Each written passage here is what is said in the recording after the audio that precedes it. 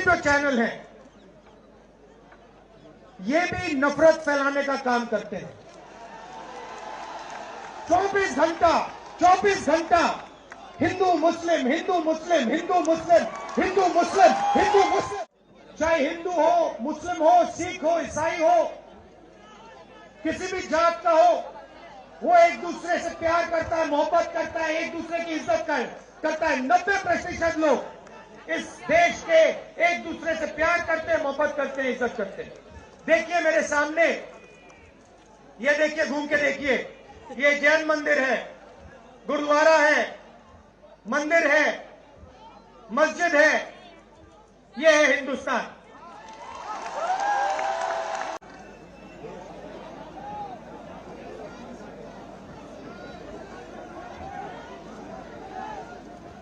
खारगे जी, शक्ति सिंह गोहिल जी, Anil ji stage पे, Congress party के senior नेता, प्रेस के हमारे मित्रों, समर्थन इस यात्रा को दिया, इतनी मदद की, इतनी शक्ति आपने हमें दी, इसके लिए मैं सबसे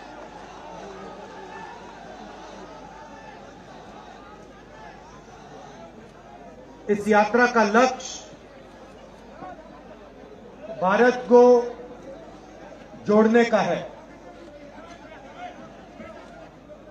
कन्याकुमारी में यात्रा शुरू की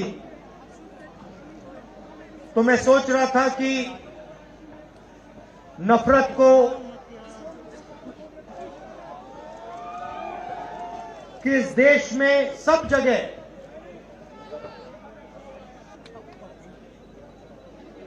तो सच्चाई बिल्कुल अलग थी कि हमारे दोस्त हैं,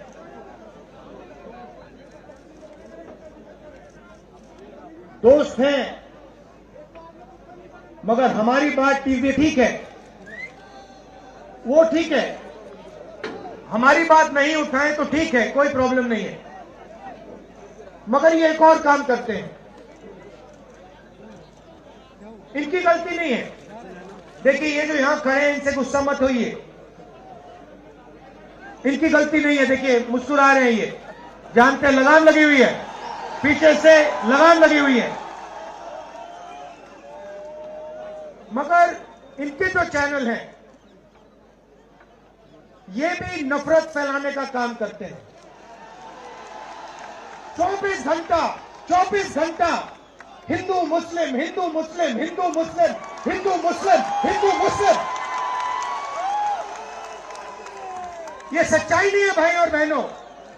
मैं चला हूं कन्याकुमारी से यहां तक, ये सच्चाई नहीं है। ये मीडिया में चलाया जाता है, फैलाया जाता है। ये देश एक है। इन सड़कों पे लाखों लोगों से मिला हूं, सारे के सारे एक दूसरे से मोहब्बत करते हैं, प्यार करते हैं, गले लगते हैं। तो सवाल उठता है, क्योंकि ये नहीं कर रहे हैं, इनके पीछे जो शक्ति है, इनके पीछे जो शक्ति है वो कर रही है। तो सवाल उठता है ये क्यों हो रहा है, जब सच्चाई ये है कि देश का आम नागरिक, चाहे हिंदू हो, मुस्लिम हो, सिख हो, ईसाई हो, किसी भी जात का हो, वो एक दूसरे से प्यार करता है, मोहब्बत करता है, एक दूसरे की इज्जत करता है। 90% लोग इस देश के एक दूसरे से प्यार करते हैं, मोहब्बत करते हैं, इज्जत करते हैं। देखिए मेरे सामने, ये देखिए, घूम के देखिए, ये जैन मंदिर है, गुरुद्वारा है, मंदिर है, मस्जिद है, ये है हिंदुस्तान। ये सच्चाई है हिंदुस्तान की, और ये नई बात नहीं, ये हजारों साल से इस देश की सच्चाई है। प्यार से ये देश मिलकर एक साथ रहा है। तो सवाल उठता है, ये जो मीडिया के लोग हैं, ये नहीं, जो इनके पीछे हैं, ये नफरत क्यों फैलाना चाहते हैं? आपने कभी पूछा अपने आप से कि मीडिया 24 घंटा कभी मोहब्बत की बात नहीं करेंगे? कभी आपने देखी है? कभी टीवी में देखा कि देखो एक हिंदुस्तानी दूसरे हिंदुस्तानी से गले लग गया? कभी देखा? नहीं, कभी नहीं दिखेगा। सही बात है ना? सही बात, कभी नहीं दिखेगा। इसका कारण है भाई और बहनों, मैं आपसे पूछना चाहता हूं, आप में से किसी का कभी जेब काटा गया है? आपका जेब काटा गया? आपका जेब काटा गया? तो जब जेब काटा जाता है, आपका काटा गया ना, तो जब कोई आपका जेब काटता है तो वो क्या करता है? सबसे पहले उसे क्या करना पड़ता है? नहीं, ब्लेड तो बाद में आता है, मगर पहले क्या करता है? पहले वो आपके ध्यान को इधर करता है, आपके ध्यान को लेकर उधर ले जाता है। भाई और बहनों, ये जो करा जा रहा है आपके ध्यान को हटाने के लिए किया जा रहा है, और ये 24 घंटा करते हैं और फिर आपकी जेब काटी जाती है। बढ़िया बढ़िया, क्योंकि सच्चाई है। 24 घंटा हिंदू मुस्लिम हिंदू मुस्लिम हिंदू मुस्लिम, और फिर जो भी आपका पैसा है, किसानों का, मजदूरों का, आपके एयरपोर्ट, आपके पोर्ट, आपकी सड़कें,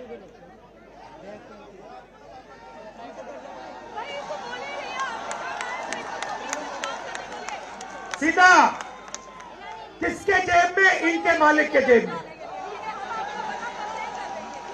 इनको कौन चलाते हैं? नाम बताओ। देखो, सब जानते हैं, पूरा हिंदुस्तान जानता है। भाई और बहनों, ये नरेंद्र मोदी जी की सरकार नहीं है, ये अंबानी अदानी की सरकार है। ये सच्चाई है, और ये पूरा का पूरा लक्ष्य इनका आपके ध्यान को इधर से उधर, उधर से इधर करने का है। मैं 2800 किलोमीटर चला हूं, 2800, मुझे कहीं नफरत नहीं दिखी, कहीं हिंसा नहीं दिखी, कहीं मारपीट नहीं दिखी। मगर जब मैं इनका टेलीविजन खोलता हूं, 24 घंटे मुझे मारपीट, हिंसा, नफरत दिखाई देती है। क्यों? क्योंकि ये आपका ध्यान इधर से उधर ले जाना चाहते हैं। जो सच्चे मुद्दे हैं उस पे आपका ध्यान गलती से ना चला जाए। जैसे जब कोई आपकी जेब काटता है, वो चाहता है कि आपका ध्यान आपके जेब पे गलती से भी ना चला जाए। ये हो रहा है इस देश में। तो आपका ध्यान कहां जाना चाहिए? मैं आपको बताता हूं। सबसे पहले आपका ध्यान जो हिंदुस्तान के युवा हैं उनकी ओर जाना चाहिए। आप किसी भी युवा से पूछ लीजिए, वो आपको बताएगा, मैंने इंजीनियरिंग की, मैं डॉक्टर बनने के लिए पढ़ा, मैंने आईएएस के लिए तैयारी की, मैं जज बनने की कोशिश कर रहा था। पूछो क्या किया? पढ़ाई की? कितने साल की? स्कूल, कॉलेज, यूनिवर्सिटी सब पढ़ लिए, और फिर क्या हुआ? आज क्या करते हो? मजदूरी करता हूं, पकौड़े बनाता हूं।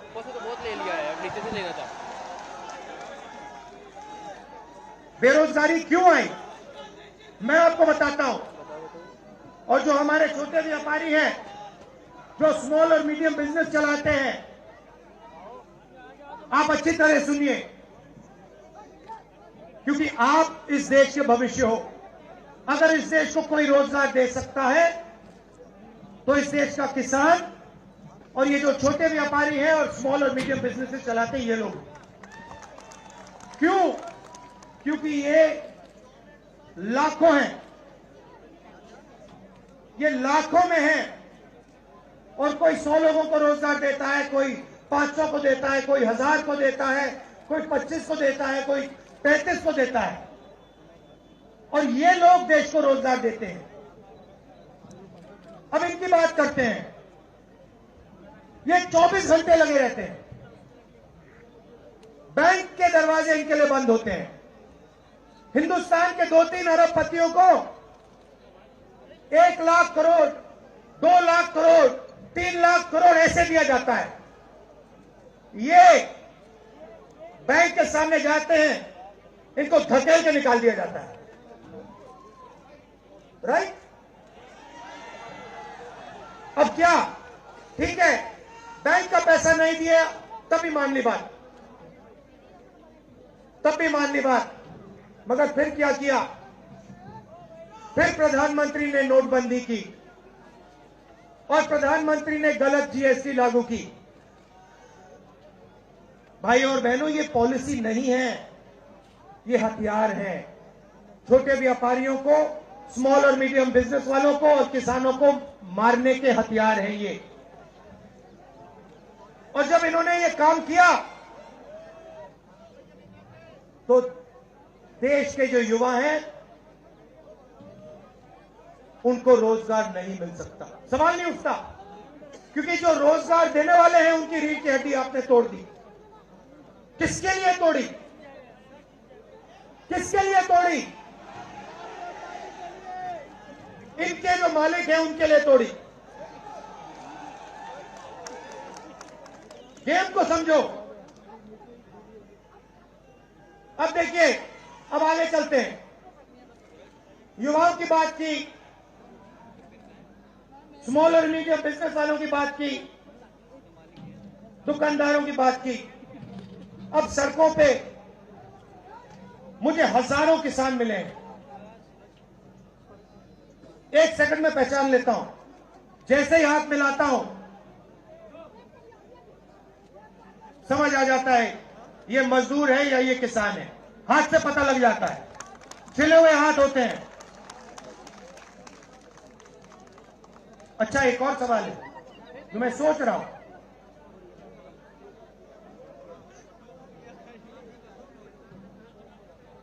प्रेस वाले ने मुझे पूछा क्या आपको ठंड नहीं लगती? और मैंने सोचा ये मुझसे पूछ रहे हैं, ये हिंदुस्तान के किसान से क्यों नहीं पूछते? ये हिंदुस्तान के मजदूर से क्यों नहीं पूछते?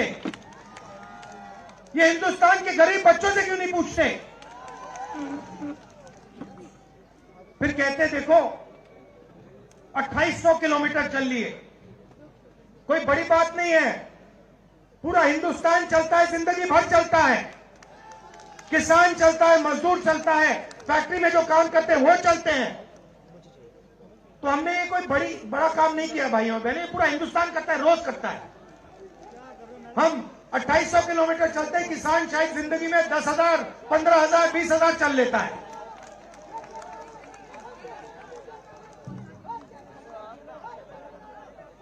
तो मैं चाहता हूं कि ध्यान सही जगह जाए।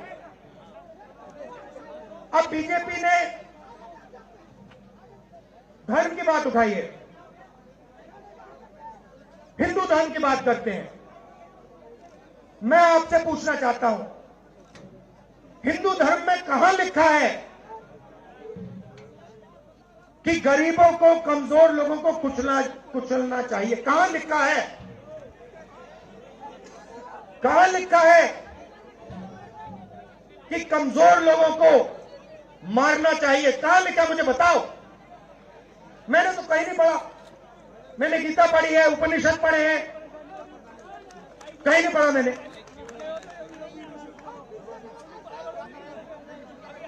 आपने पढ़ा नहीं? गले लगाने की बात होती है। अच्छा ठीक है, देखिए अब ये लोग देश में डर फैला रहे हैं। नफरत नहीं दिखी मगर डर दिखा। किसके दिल में डर? किसान के दिल में, युवाओं के दिल में, छोटे दुकानदारों के दिल में, स्मॉल और मीडियम बिजनेस जो चलाते हैं उनके दिल में, माताओं बहनों के दिल में। मुझसे कहती है राहुल जी, बीजेपी की सरकार में हम तो सड़क पर, शाम को सड़क पर नहीं निकल सकते। तो डर फैला दिया है। सही सही। अच्छा, आपने शिव जी की फोटो देखी है? उसमें उनका हाथ ऐसे देखा आपने? इसको क्या कहते हैं? इसको क्या कहते हैं? इसको अभय मुद्रा कहते हैं। इसका मतलब क्या होता है? इसका मतलब होता है डरो मत। तो शिव जी कहते हैं डरो मत, हिंदू धर्म कहता है डरो मत, और ये लोग 24 घंटा इस देश में डर फैलाने की कोशिश करते हैं। अच्छा, एक और मजे की बात बताता हूं आपको जो मैं सोच रहा था। आपने ये यात्रा देखी होगी, इसमें आपको हिंसा दिखी? कहीं नहीं दिखी। किसी ने किसी को मारा? किसी ने गाली दी? नहीं। आपने इसमें नफरत देखी? बिल्कुल नहीं। इसमें किसी ने यह पूछा भैया तुम्हारा धर्म क्या है? किसी ने कहा भाई तुम हिंदू हो, मुसलमान हो, सिख हो, ईसाई हो, क्या हो? नहीं। किसी ने यह पूछा तुम स्त्री हो या पुरुष हो? किसी ने यह पूछा तुम्हारी क्या जात है? बिल्कुल नहीं। कपड़े भी नहीं पूछे, कपड़े भी नहीं पूछे। अच्छा, इसमें आपने देखा होगा, पता नहीं आपने देखा या नहीं, इसमें कुत्ते भी आए। कुत्ते भी आए इसमें, कुत्ते आए। और आपने अगर आप टीवी देख रहे होते आपने एक चीज देखी होगी, कुत्ते को किसी ने नहीं मारा, किसी ने नहीं मारा। इसमें गाय भी आई, भैंस भी आए, सुअर भी आए, मैंने देखा। वो तो सब जानवर आए, सब लोग आए, और यहां पे कोई नफरत नहीं। जैसा हमारा हिंदुस्तान है वैसे ये यात्रा है। कोई नफरत नहीं, कोई हिंसा नहीं, कोई गलत सवाल नहीं। कभी कभी कोई गिर जाता, जैसे हमारे हरियाणा के पीसीसी गिरे, धड़ाम से गिरे, केरला के सब नेता गिर गए, 1 सेकंड में लोग उनको उठा लेते थे। 1 सेकंड में, टाइम नहीं लगता था। ये है हिंदुस्तान। नहीं, देखिए, मैं आपको एक बात बताता हूं, सच्चाई समझनी होगी। सच्चाई ये है कि जैसे इन पर लगाम लगी हुई है, वैसे हिंदुस्तान के प्रधानमंत्री पे भी लगाम लगी हुई है।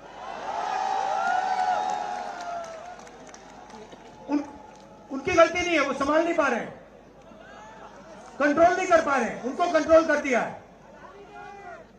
नहीं, मैं सच बोल रहा हूं, मैं सच बोल रहा हूं। क्योंकि आप देखिए, एयरपोर्ट भी उनके, पोर्ट भी उनके,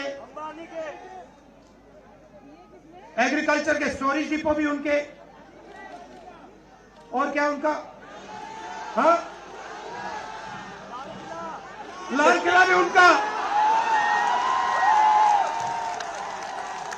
लाल किला भी उनका, सारे के सारे पब्लिक सेक्टर की कंपनियां उनकी, और क्या उनका, रेलवेज उनकी।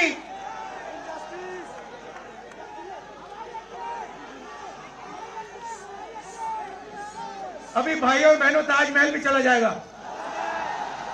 तो सब कुछ उनका। तो ये देश की सच्चाई है। हाईवे भी उनके, सेलफोन भी उनके,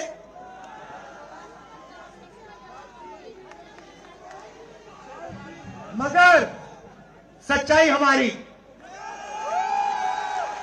आप देखिए, मैं आपको बताता हूं, आपको मैं बताता हूं, अपनी कहानी बताता हूं। जब मैं राजनीति में आया, 2004 में आया, हमारी सरकार थी, चुनाव जीते थे, और ये प्रेस वाले 24 घंटा मेरी प्रशंसा करते थे। 24 घंटा 24 घंटा राहुल गांधी, राहुल गांधी, राहुल गांधी, राहुल गांधी। फिर मैंने क्या किया, मैं चला गया भट्टा परसोल। नहीं सुनो, आपको समझना है ये है क्या। मैं भट्टा परसोल गया और मैंने किसानों का जो जमीन का मामला है उसको छेड़ दिया। और भाई और बहनों, जैसे ही मैंने किसानों का जमीन का मामला छेड़ा, वैसे ही मेरे पीछे पड़ गए। उसके बाद जमीन अधिग्रहण बिल, भट्टा परसोल के बाद जमीन अधिग्रहण बिल लाया, कांग्रेस की सरकार लाई। उसके बाद तो पूरा फुल टाइम 24 घंटा मेरे पीछे पड़ गए। प्रधानमंत्री जी ने, बीजेपी ने, मैं आपको सच्चाई के बारे में बताना चाह रहा हूं, प्रधानमंत्री ने, बीजेपी ने हजारों करोड़ रुपए लगा दिए मेरी छवि को खराब करने में। हजारों करोड़ रुपए। और आपने देखा होगा, मैंने एक शब्द नहीं बोला, बिल्कुल चुप, बिल्कुल चुप। मैंने एक शब्द नहीं बोला। मैंने ये नहीं बोला भैया ये गलत बोल रहे हैं, ये ठीक नहीं है ना, मैं बिल्कुल चुप चुप। क्योंकि मैंने कहा चलो देखता हूं कितना दम है, और लगाया।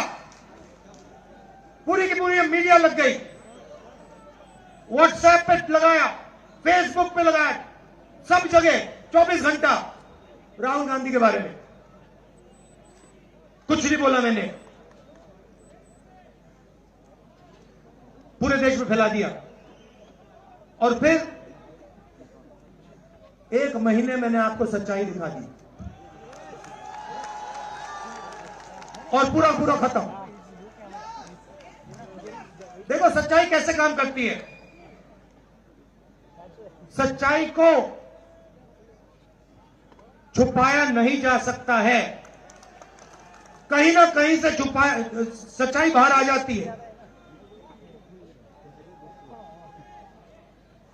और ये यात्रा हिंदुस्तान को जोड़ने की है।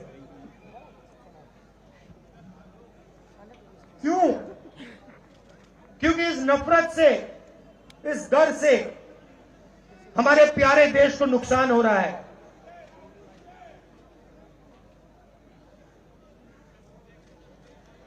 ये सच्चाई है, और इसीलिए हमने ये यात्रा कन्याकुमारी से लेकर कश्मीर तक शुरू की है। और ये जो हमारा तिरंगा है, इसको हम श्रीनगर में जाके वहां पे लहराएंगे।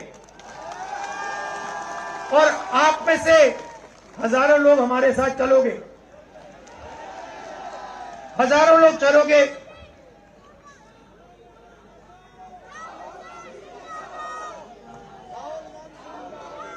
तो भाई और बहनों, देखिए, सच्चा मुकाबला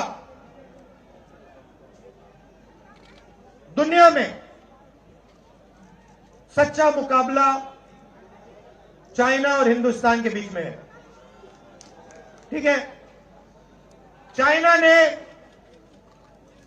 2000 स्क्वायर किलोमीटर हमारी जमीन ले ली है। प्रधानमंत्री जी कहते हैं कि हमारे बॉर्डर के अंदर कोई नहीं आया। तो भैया प्रधानमंत्री जी, अगर कोई नहीं आया तो हमारी सेना उनकी सेना के साथ 21 बार क्यों बात कर रही है? और हमारे जो सेना के लोग हैं, हमारे डिफेंस फोर्सेस के लोग हैं, वो क्यों कह रहे हैं कि चाइना ने हमारी जमीन ले ली है? मगर देखिए, कंपटीशन आर्थिक है, मुकाबला आर्थिक है। ये आपके जो सेलफोन है, ये आपकी जो शर्ट है, जूते हैं, इसके पीछे आप देखिए, प्रेस वालों के जो कैमरा है इसके पीछे देखिए, उसके पीछे आपको लिखा दिखेगा मेड इन चाइना।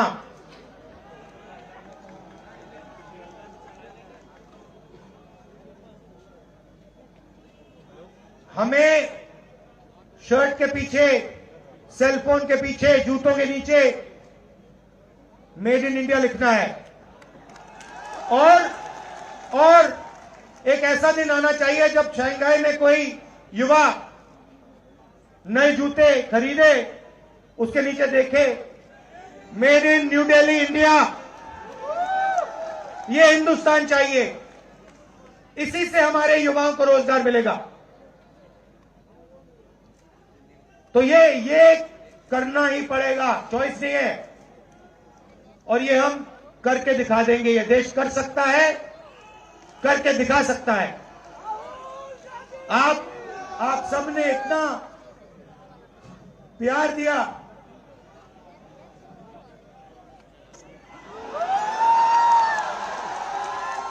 आपने इतना प्यार दिया।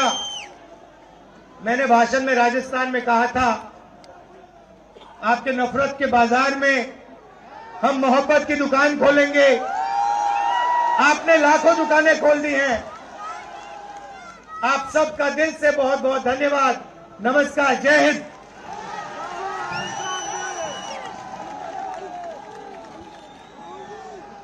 धन्यवाद सर। आप सभी बहुत दूर से आए और आज की इस यात्रा में राहुल जी के साथ शरीक हुए। दिल्ली दिल वालों की है, आपने आज ये सिद्ध कर दिया। दिल्ली दिल वालों की भारत जोड़ो, भारत जोड़ो। ये यात्रा 3 तारीख से दोबारा पुनः दिल्ली से शुरू होगी। मैं आपसे आग्रह करूंगा, दिल खोल के राहुल जी के साथ वहां भी आमंत्रित रहेंगे। 3 तारीख का कार्यक्रम आपसे शेयर कर दिया जाएगा। और जो भारत यात्री हैं उनके लिए बस की सुविधा लगाई गई है। जो यात्री भारत यात्री जो राहुल जी के साथ चल रहे हैं, वो साथी तमाम लोग उस बस में अपने गंतव्य तक जाएंगे।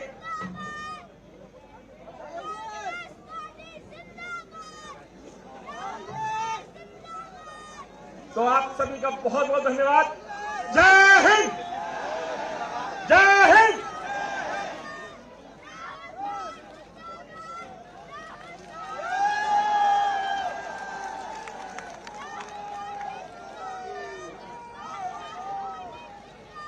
राहुल गांधी जिंदाबाद। पीछे आ जा, तू पीछे आ जा। जोड़ो जोड़ो। शान से विदाई करें यहां से।